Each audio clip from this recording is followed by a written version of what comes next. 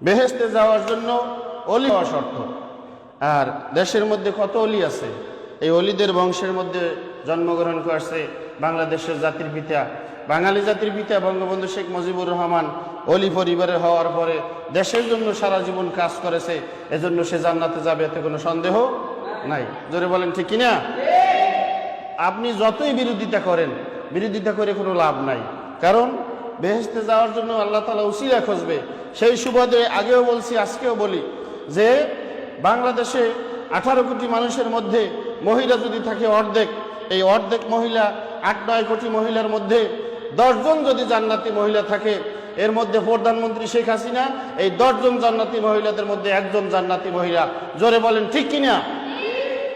আপনি বিরোধিতা করতে থাকেন, এতে কোনো আমার অসুবিধা নাই। আপনার মৌলবী থাকলে আপনি নিয়ে আসতে পারেন, আপনার হুজুর থাকলে আপনি নিয়ে আসতে পারেন, এজন্য আমি প্রস্তুত আছি, আমি বুঝিয়ে দিব।